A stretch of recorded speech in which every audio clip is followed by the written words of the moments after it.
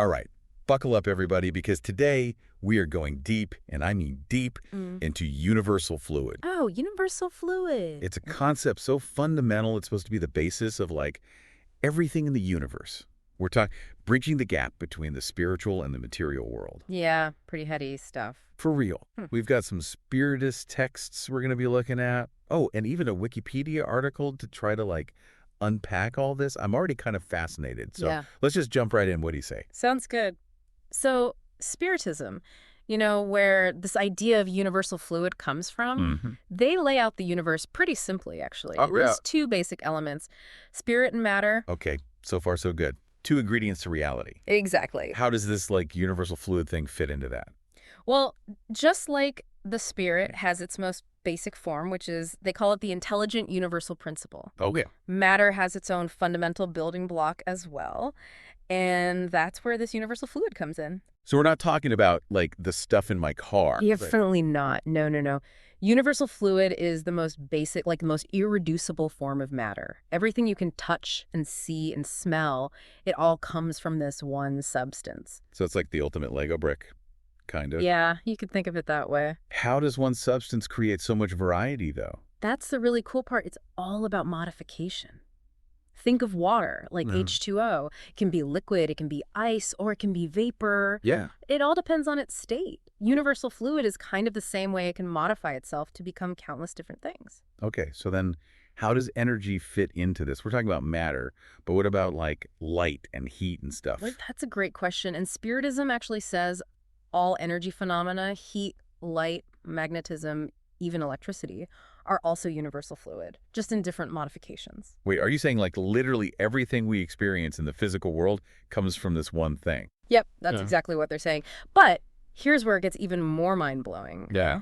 So it's not just the basis of matter and energy, it's also like a bridge between the spiritual and material realms. A bridge. Okay, now I'm really interested. How does that work? Okay, imagine this.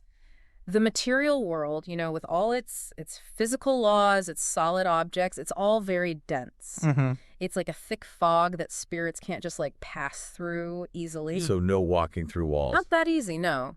They need something less dense, something more aligned with their own nature, to interact with the material world. And that's where universal fluid comes in. Exactly. So this stuff can, like, translate between the two realms. Exactly. It's like, think about electricity. Okay. You can't just grab it with your bare hand. No. Too powerful, right? Right. But with the right tools, the right understanding, you can harness that energy to do all kinds of things. Okay, I get it.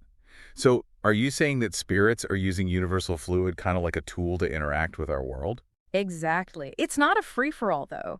According to Spiritists, it's the more advanced spirits who guide the others on how to use it. It's almost like a cosmic apprenticeship, passing on the knowledge of how to shape and influence things. Wow. Yeah. So it's not just about, like, building things. There's an ethical aspect to it, too. Oh, absolutely. Spiritism really stresses that you have to understand and respect these subtle forces, but the possibilities, I mean, just think about it. They are mind-blowing. Imagine what we could create if we knew how to use this universal fluid, Yeah. If it's the building block of everything, what are the limits, right? Right. Could we heal diseases? Exactly. Could we create new technologies? Exactly. Even understand consciousness in a new way? It's exciting, right? Totally. But before we go there, we need to understand one more crucial concept from Spiritism. It's called the paraspirit. Okay, you've got me hooked. Paraspirit, what is it? How does it tie into all this? Think of it as a blueprint. It's a spiritual body that every person has alongside their physical body. And guess what? It's made entirely of universal fluid. Wait, so you're saying we have, like, this invisible twin?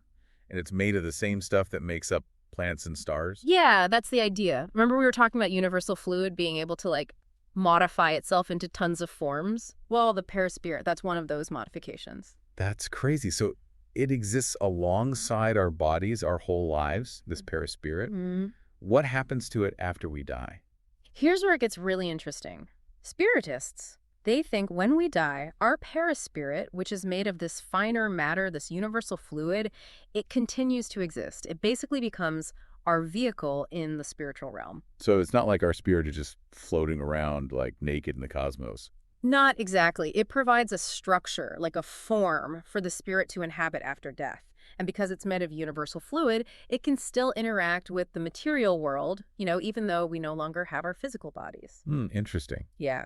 That makes me think if it's made of universal fluid and universal fluid can be manipulated, does that mean we could learn to manipulate our own perispirit? That's a question spiritists have been thinking about for a long time. And the answer, they say, is cautiously yes.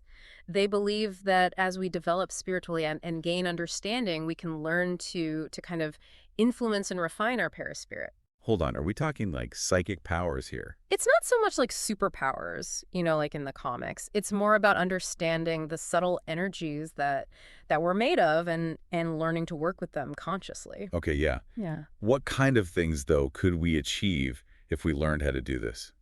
That's where it gets really exciting. Some spiritists believe that if you can master your perispirit, it can lead to like greater self-awareness. You could have enhanced intuition, even maybe the ability to heal yourself or others. So we're not just talking about like levitating objects or reading minds. It's more about tapping into like a deeper part of ourselves. Exactly. And remember, Spiritism, it emphasizes moral and spiritual development as the key to unlocking these abilities. They believe that the perispirit, it reflects our inner state, our thoughts, our emotions, our intentions, all of it. So if we want to influence our perispirit, we need to like work on ourselves first, right? That's the idea. It's about aligning your thoughts, emotions, your actions with a higher purpose.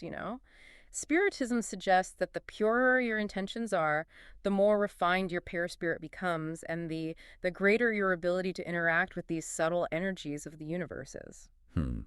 It's a lot to take in, going from like the building blocks of matter to the potential for spiritual evolution. That's a pretty big jump. Yeah, I know, right. This whole universal fluid thing, does it like connect to other spiritual traditions or philosophies? That's a great question, and it shows how universal this concept really is. This idea of a life force or energy that permeates everything. It's not just in Spiritism. Yeah, you mentioned like prana in yoga earlier. Exactly. Prana is considered this vital life force that flows through all living beings. While the terms and how they use it might be different from universal fluid, this underlying principle of a subtle energy that connects everything and animates everything, it's really similar. So it's like different cultures have just come up with different ways to describe the same basic energy. Yeah, that's one way to look at it. And there are other examples too. Like Wilhelm Reich, the psychoanalyst, in the 20th century, he came up with this concept of orgon, which he described as a universal life force. It's so interesting how these ideas show up in different cultures, different time periods. It's almost like we instinctively know there's more to reality than what we can just see and touch. Yeah, maybe that's exactly it. And this idea of universal fluid, or whatever you want to call it, it gives us a way to explore those deeper mysteries. We've covered a lot. We talked about the basics of universal fluid, how it forms the perispirit, even the possibility of manipulating these energies for spiritual development. But one thing I'm still wondering about, if universal fluid is so powerful, are there any risks, with trying to manipulate it? That's a very important question to ask. Because with any kind of power, there's always the chance it could be misused. Spiritism is very clear about the importance of ethics, and it warns against using these abilities for selfish or harmful purposes. So it's not just about learning the techniques, it's about having the right mindset too. Exactly. It's about aligning yourself with a higher purpose and understanding that our actions have consequences, not just in this world, but also on a spiritual level. That makes sense. So before we even think about manipulating universal fluid, we need to ask ourselves, why are we doing it? And what impact it might have on us and other people. Exactly. It's about taking responsibility for the power we have and using it in a way that is wise and compassionate. I see how this whole concept of universal fluid is about more than just understanding the universe. It's about understanding ourselves and where we fit in. Exactly. And that, I think, is what makes it so compelling and so potentially transformative. Yeah.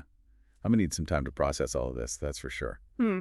Before we wrap up, is there anything else about universal fluid we should highlight? Anything our listeners should keep in mind as they explore this further on their own?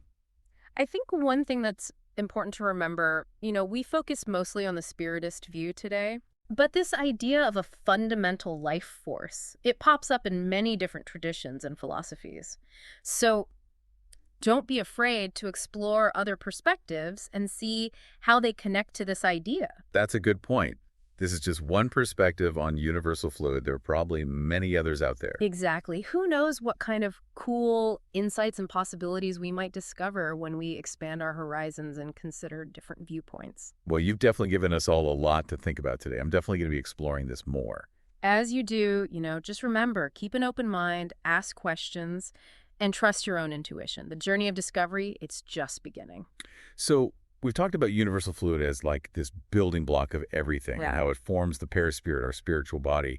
But I'm still not totally clear on what the perispirit actually does, like what's its purpose, especially after death. That's a great question, and it gets right to the heart of how Spiritism views the afterlife. Hmm. Think of the perispirit as a vehicle for the spirit. It lets the spirit interact with the spiritual realm and even influence the material world, even though it doesn't have a physical body anymore. So it's not just like disembodied consciousness No. just floating around. There's still like a form, a structure. Exactly. It provides that continuity of identity, a way for the spirit to, keep its individuality and to keep evolving even after physical death.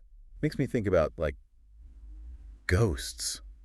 Are those paraspirits? It's a common connection. And Spiritism does say that spirits can sometimes show up in the material world. They might appear as, apparitions, maybe even interact with physical objects.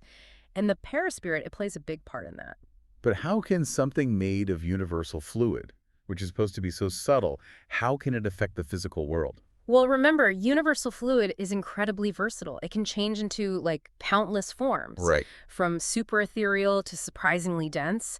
The perispirit, even though it's made of this refined universal fluid, it can still interact with matter. Okay, so like a ghost can't pick up a chair directly, but maybe it could use its paraspirit to mess with the universal fluid that the chair's made of. Yeah, good analogy. It's not about brute force. It's about working with the underlying energies behind all physical stuff. So even in the afterlife, it's about energy manipulation. Kind of, yeah. That's wild. How does the paraspirit work in the spiritual realm, though? Like, what does it do there? Well, that's where things get really interesting. Spiritism says that the spiritual realm is this world of, thought and emotion, Okay. where communication happens, not through words, but through, direct transmission of thoughts and feelings. So telepathy. You could say that, yeah. And the perispirit, made of universal fluid, it acts like an antenna, a Ooh. receiver and transmitter of these subtle vibes. Wait, are you saying universal fluid is like a universal communication network in the spiritual realm? Exactly. It's how spirits connect with each other, share their experiences, and keep learning and evolving. This is all so fascinating. It also brings up a lot of questions. If we can communicate through universal fluid, even after death, what does that mean for consciousness? Yeah. Is there a part of us that keeps going even after our bodies die? That's a question that's been around for centuries, right? And Spiritism, it offers some really interesting answers.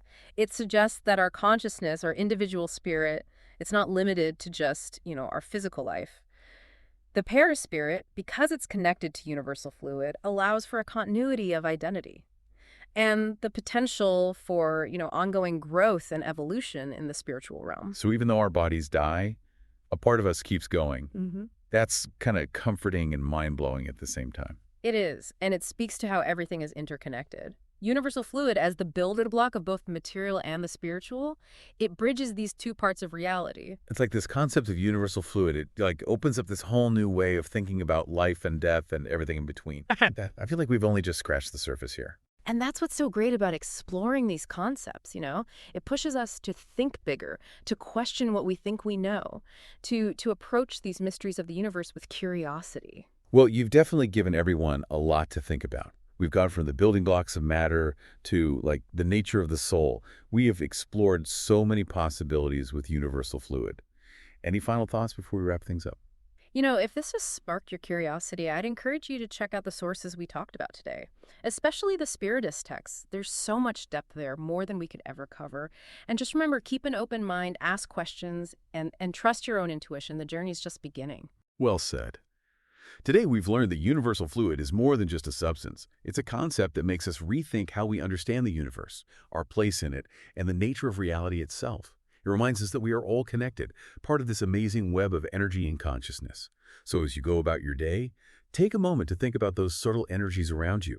Who knows what incredible things are waiting to be discovered? Until next time, keep exploring.